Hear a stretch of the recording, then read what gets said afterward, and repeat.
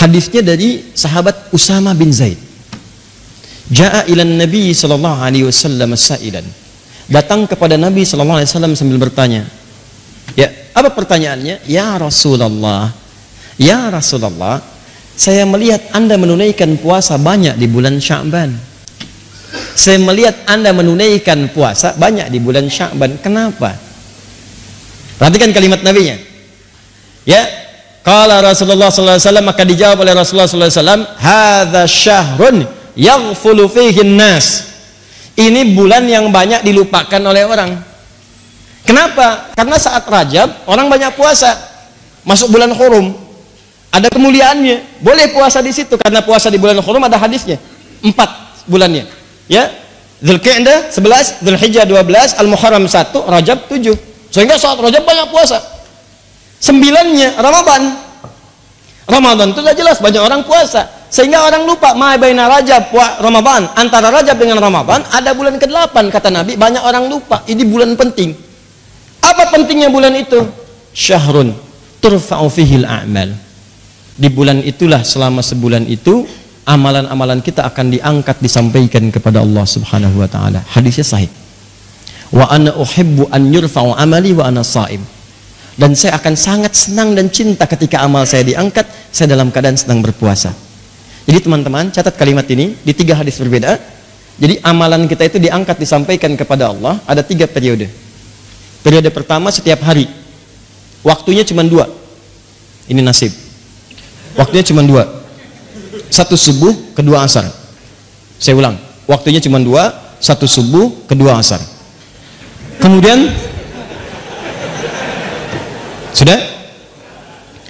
Apa hadisnya? Ada. Ya.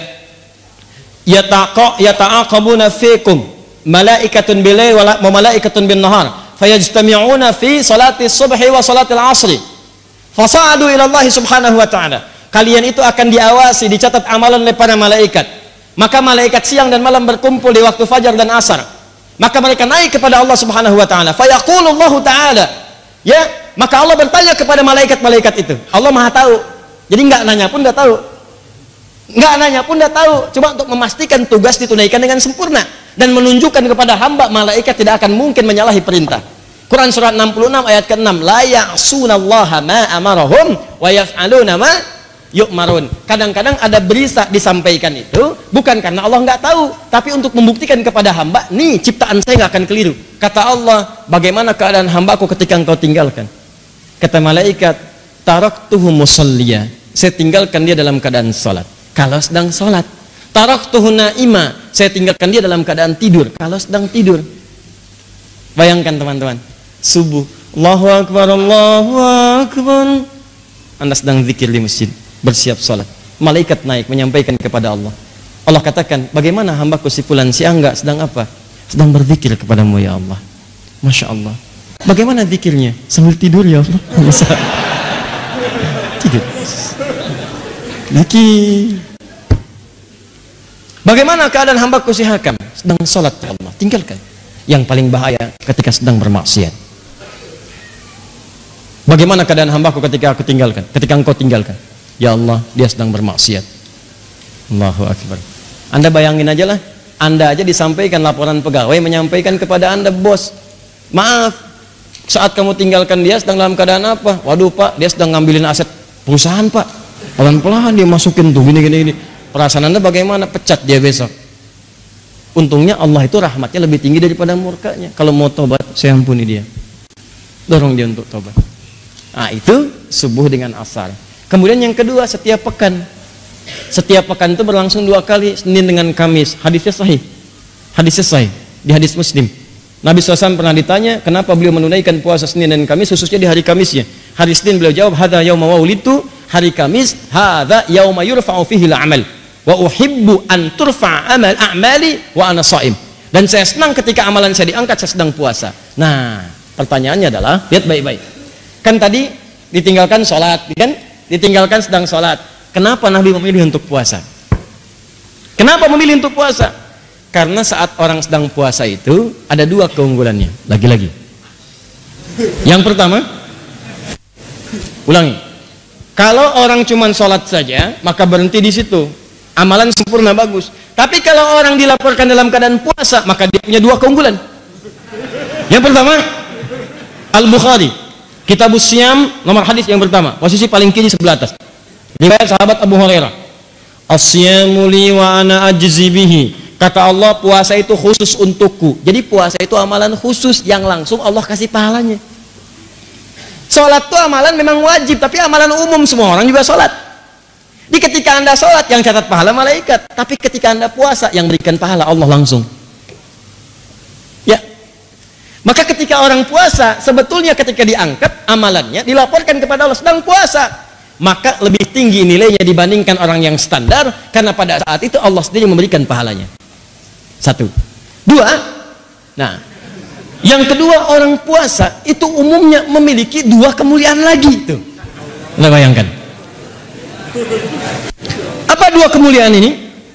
Yang pertama, orang yang puasa itu umumnya akan gemar meningkatkan amal solehnya.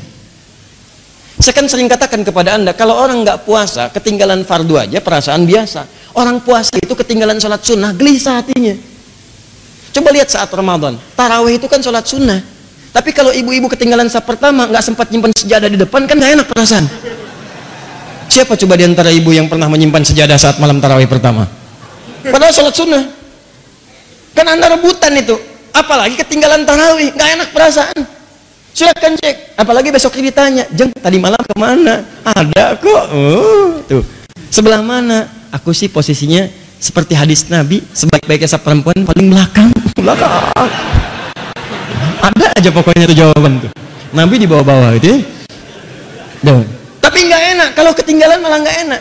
Orang kalau nggak puasa belum tentu punya kecenderungan baca Al-Quran. Tapi kalau puasa pengennya tilawah, berbuat baik. Itu keunggulan yang pertama. Yang kedua, saya sering katakan, orang puasa itu orang paling hebat yang bisa nahan maksiat. Orang puasa. Silahkan cek. Mabuk, bohong, berkata kasar, gibah, berhenti saat puasa. Silahkan cek, berhenti. Demi Allah saya katakan. Coba lihat, Anda mau nonton tayangan-tayangan yang buruk, yang haram, gosip, macam-macam, Anda palingkan tuh. Jam 5 ada tayangan gosip, Anda palingkan. Cek, apa dimatiin? Biasanya ditonton. Enggak. Kenapa? Ntar habis maghrib. Habis maghrib habis tayangannya. Ya, dia tinggalin dulu aja.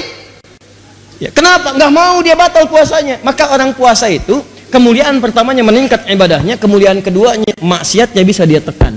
Maka berkumpullah sifat-sifat mulia ini. Di kalau tiap subuh dengan asar orang ini dalam keadaan sholat dia mulia, Senin dengan Kamis dia puasa dia mulia, apalagi bulan Sya'ban, ada setahun, sebulan itu dilaporkan amalan setiap hari.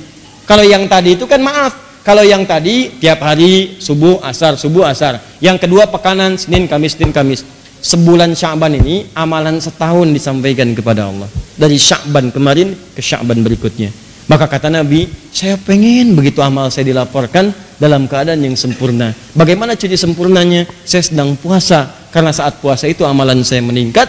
Yang kedua, saya bisa menahan maksiat. Tapi yang paling penting adalah persiapan Sya'ban itu adalah sebagai warming up, adaptasi menghadapi bulan Ramadan. Paham sampai sini?